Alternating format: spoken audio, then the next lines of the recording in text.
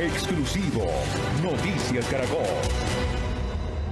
Muy buenas noches. Después de una exhaustiva investigación con fuentes en Colombia, Estados Unidos, Panamá, República Dominicana y Haití, la unidad investigativa de Noticias Caracol logró armar el rompecabezas del crimen del presidente haitiano Jovenel Moïse.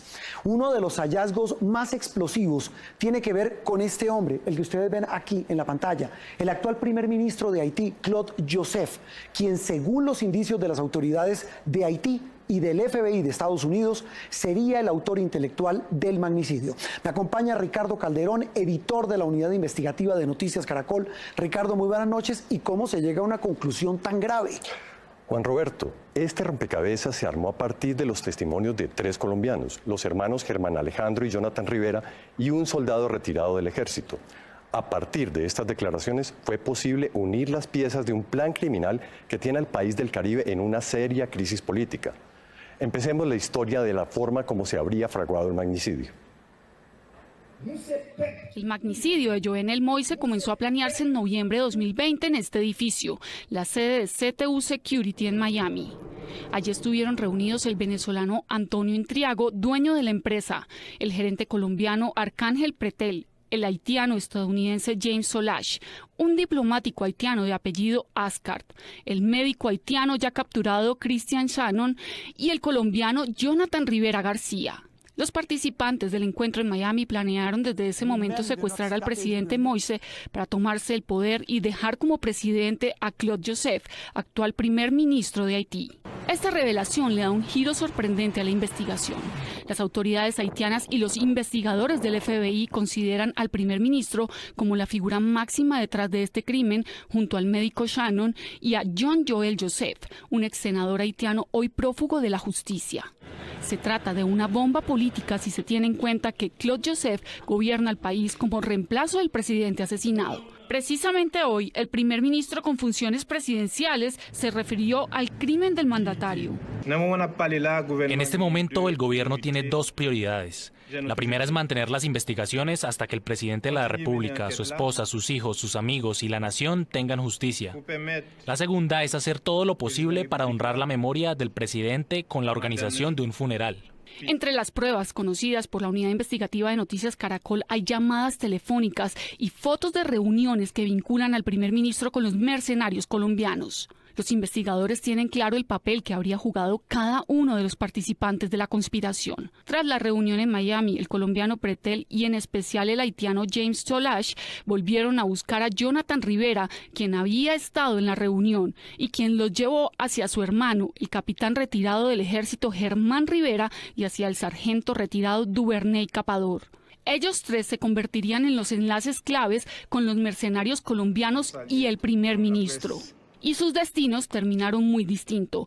Jonathan no estuvo en la operación y se convirtió en un testigo de excepción en este caso, mientras que su hermano Germán terminó capturado en Haití y Capador murió en la residencia del presidente a manos de las autoridades haitianas. Los investigadores documentaron que entre noviembre y mayo, Solash sostuvo comunicación telefónica constante desde Miami con Capador y los hermanos Rivera. Entre sus contactos telefónicos aparece otro hombre clave en este caso para las autoridades, el abogado y líder político haitiano Fenil Gordon, que según los investigadores participó de la consecución de las armas para el comando de mercenarios. Muy bien, Ricardo y televidentes, ya tenemos identificados a los colombianos que lideraron el reclutamiento de los exmilitares colombianos que terminan en Haití. Hablamos del capitán retirado, Germán Rivera, y el sargento Capador, quien finalmente terminó muerto el día que asesinaron al presidente. Ricardo, ¿cómo logran rastrear y ubicar a las personas que llevarían a cabo este operativo criminal? Juan Roberto, los 2 personajes que usted menciona seleccionaron a 21 exmilitares a través de 4 empresas en Colombia y por medio del voz a voz, donde pasaban a las personas que se postularan para recomendar a otras. Ellos fueron seleccionados, pero no todos sabían lo que iban a hacer. Así fue el reclutamiento. La empresa desde la que se habría organizado el magnicidio es CTU, con sede en Miami. Esta habría designado al capitán Germán Rivera y al sargento Duvernay Capador para reclutar a los mercenarios. Ellos 2 acudieron a sus contactos con 3 empresas colombianas reconocidas por haber enviado militares retirados a prestar servicios de seguridad en Medio Oriente.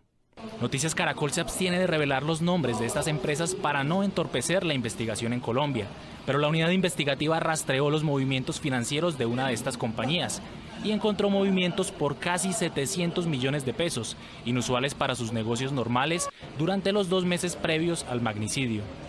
Los investigadores también le siguen el rastro a una multinacional británica, uno de los jugadores más grandes del mundo en el mercado de los servicios de seguridad, y a sus representantes en Colombia, por su papel en el reclutamiento.